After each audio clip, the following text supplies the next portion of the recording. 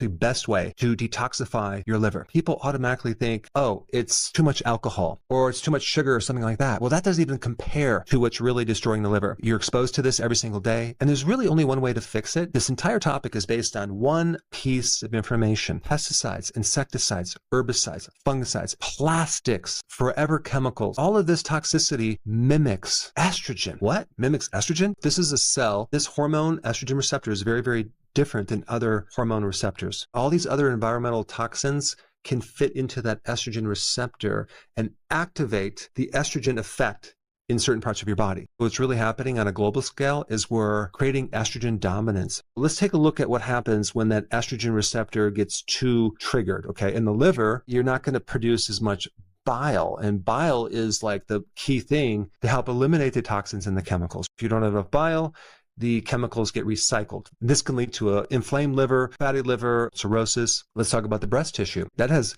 estrogen receptors too. We're dealing with the increased risk of breast cancer, not from actual estrogen, but from chemicals that can fit into the estrogen receptor. There's estrogen receptors in the uterus. It can also affect fertility, and definitely it affects the menstrual cycle. Then you have receptors in your thyroid. And this is a classic situation where you're developing hypothyroidism from the estrogen that goes into the thyroid. And by the way, too much estrogen equals too much fat, especially around the hips, and even increase breast tissue in men. Your skin has receptors for estrogen. These toxins activate estrogen receptors, which increase acne, and there's receptors in the testes too. So that's going to decrease testosterone. It's going to decrease sperm count. And also when they talk about postmenopausal females that are estrogen dominant, do you really think that's coming from estrogen? What happens is you're getting accumulation of this toxicity, which is activating the estrogen receptors. So luckily, our liver is equipped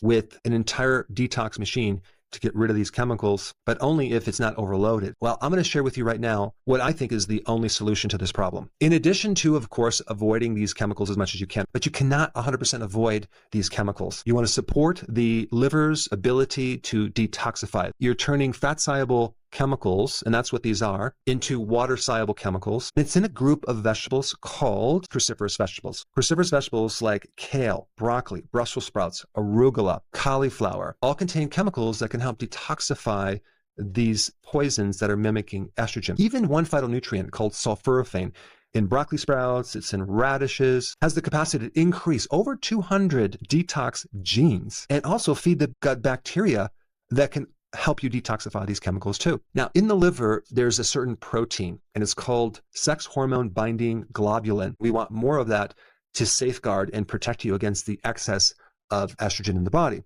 especially to prevent cancer. What they're going to do is help dismantle the chemicals that are mimicking the estrogen. So you have a couple options. Consuming more cruciferous vegetables in your diet. You can take DIM as a supplement. There's a couple other things that are really good for the liver, especially when dealing with this toxicity. A supplement called NAC, which is really good for the liver and also the brain. Choline is another one that will also help you get rid of fat off the liver. So the reason why this video is so important is, number one, to give you the awareness of something, unfortunately, that it's almost impossible to avoid, which is the problem. But yet at the same time, I gave you a solution just within your diet. It doesn't have to be every day, a few times a week. So at the very least, you can reduce the load of estrogenic things that are hitting your liver on a daily basis.